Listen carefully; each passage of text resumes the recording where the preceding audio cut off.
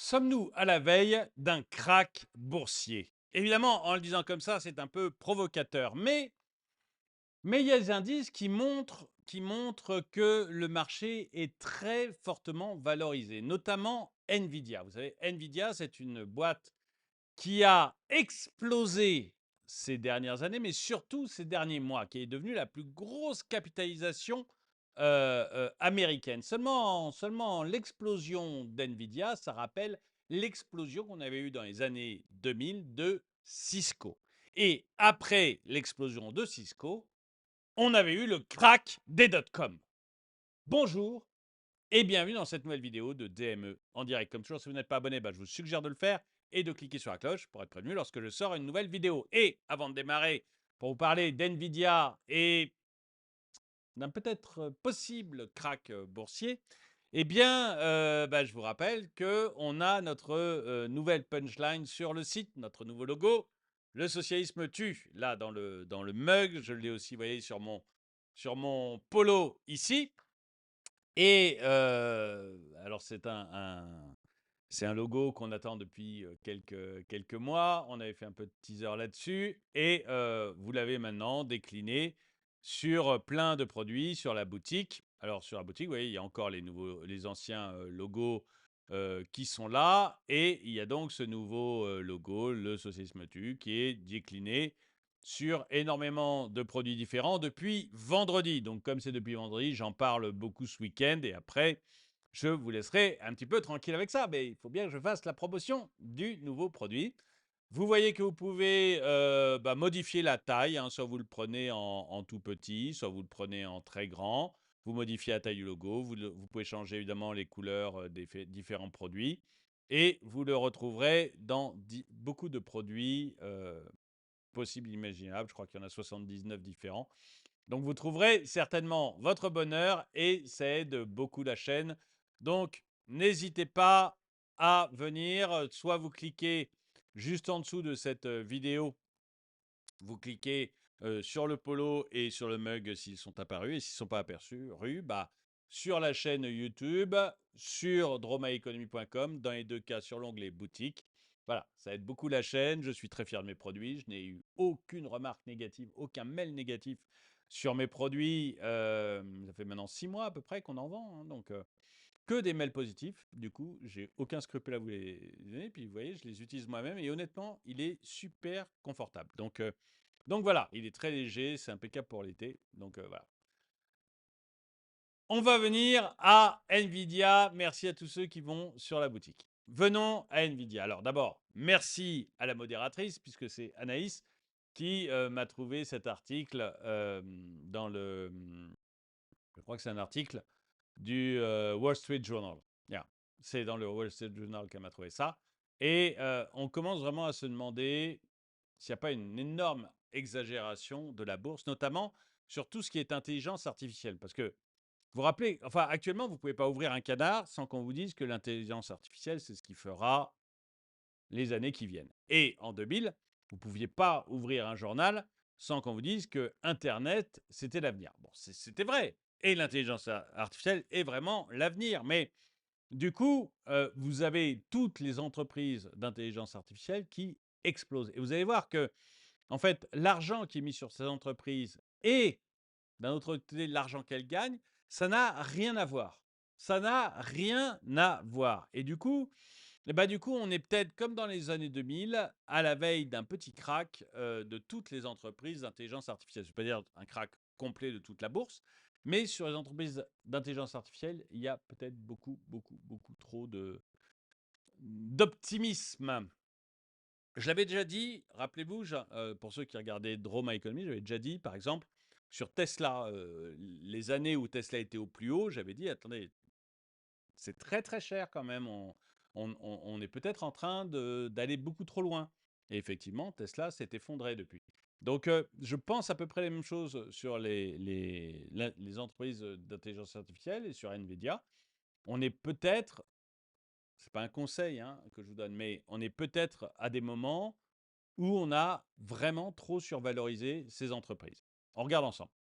Nvidia, un acteur majeur de l'industrie des semi-conducteurs, est récemment devenue l'entreprise la plus valorisée des États-Unis. grâce à la demande croissante pour des puces d'intelligence artificielle.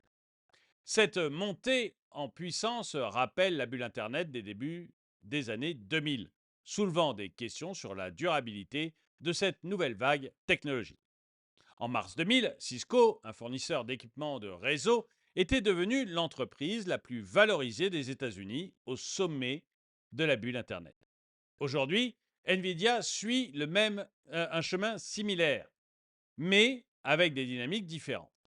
John Chambers, le patron de Cisco, enfin l'ancien patron de Cisco, souligne que bien que des parallèles existent, l'ampleur et la rapidité de l'évolution de l'IA dépassent celle des révolutions précédentes comme Internet ou le cloud computing. On verra bien. Je dis pas que j'ai raison. Je dis pas que j'ai raison. Mais j'aime pas du tout, moi, les valorisations qui explosent et qui n'ont rien à voir avec le réel. C'est uniquement de l'espoir, en fait. Et dès que cet espoir est un tout petit peu déçu, généralement, le cours s'effondre. C'est ce qu'on a vu avec Tesla, hein. Les gens ont acheté Tesla à des prix complètement délirants, sur de l'espoir. Et puis, dès que les espoirs ont été douchés, bah, Tesla, depuis, peine très, très fortement. Nvidia, fondée il y a 31 ans, a récemment atteint une valorisation de 3 trillions, 3 000 trillions de dollars, surpassant Microsoft. Cette croissance est alimentée par l'essor des puces d'IA, essentielles pour des technologies allant des smartphones aux chatbots. Toutefois, cette dépendance à une seule entreprise basée à Taïwan pour la production des puces suscite des inquiétudes, notamment avec la menace d'une invasion chinoise. Alors ça, effectivement, ça calmerait vite tout le monde. Et les Chinois font des manœuvres, hein. Ils ont même fait, les dernières manœuvres qu'ils ont faites, c'était même en disant que c'était pour voir s'ils pouvaient s'emparer du pays. Donc c'est dire à quel point ils sont menaçants. Le marché de l'IA est en pleine effervescence. Les géants technologiques comme Microsoft, Meta et Amazon investissant massivement dans cette technologie. Cette frénésie a propulsé les revenus de Nvidia à des sommets inédits, atteignant 26 milliards de dollars au dernier trimestre, soit plus du triple par rapport à la même période l'année précédente. En 2023, le titre Nvidia a été le plus performant du Standard & Poor's, triplant de valeur en un an. Jensen Huang, le PDG de Nvidia, affirme que l'IA est la pierre angulaire d'une nouvelle révolution industrielle et que son entreprise en est le principal fournisseur. Et je suis d'accord, hein, c'est une révolution, mais il faut quand même avoir en tête que Internet aussi a été une révolution. Ça n'a pas empêché le crack Internet.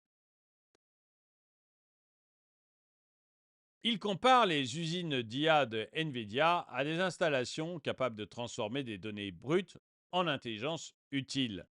Cette vision a reçu l'appui de nombreux analystes, dont Angelo Zino de CFRA Research, qui voit en Nvidia l'entreprise la plus importante de la prochaine décennie.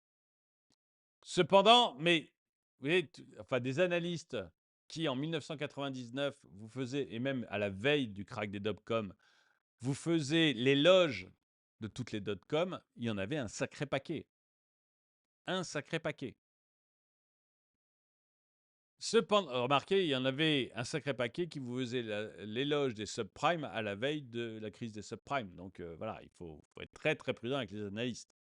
Cependant, l'enthousiasme autour de l'IA suscite des inquiétudes quant à une possible bulle spéculative. Selon Sequoia Capital, environ 50 milliards de dollars ont été investis dans les puces d'IA de Nvidia depuis le début de l'essor, tandis que les startups d'IA générative ont généré que 3 milliards de dollars de ventes.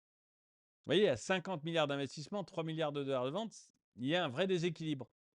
Ce déséquilibre signale des problèmes potentiels, selon Sonia Wang, partenaire chez Sequoia.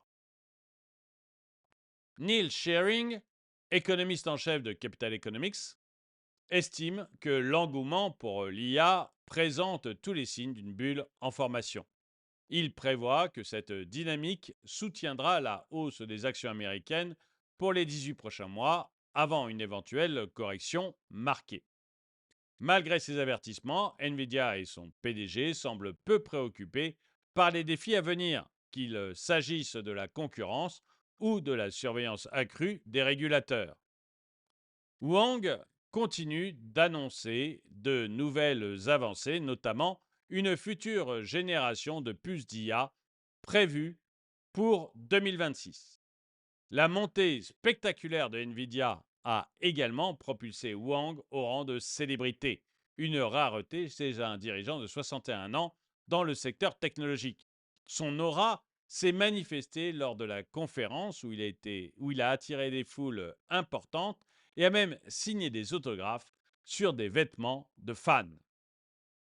Ça, il y a vraiment tous les signes là, vous voyez, pour moi, il y a tous les signes de quelque chose qui risque de mal finir.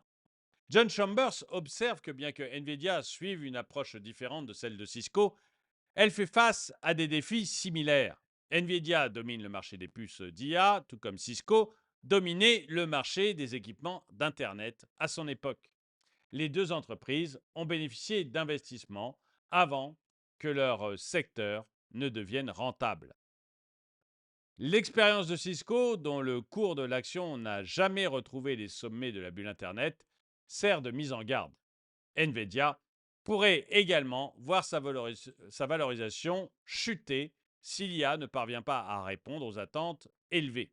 En conclusion, l'ascension de Nvidia évoque fortement la bulle Internet de 2000, marquant potentiellement le début d'une nouvelle bulle spéculative centrée sur l'IA. Bien que les opportunités offertes par l'IA soient vastes, les investisseurs devraient rester prudents face aux déséquilibres actuels et aux risques potentiels. Les leçons du passé, comme l'histoire de Cisco, rappellent que les révolutions technologiques peuvent être suivies de corrections significatives. On l'a vu dans... Alors, là, on parle de la bulle des années 2000 parce que c'est en taille, c'est comparable à ce qu'il y a eu avec l'IA. Mais vous pourriez penser aussi aux voitures électriques.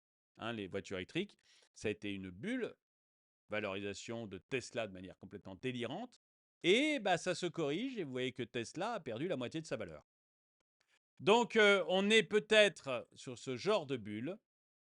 Dites-moi ce que vous en pensez. Moi, je sais que je ne m'approcherai pas d'entreprises comme celle-là. Je pense que c'est beaucoup trop dangereux actuellement, mais ce n'est que mon avis.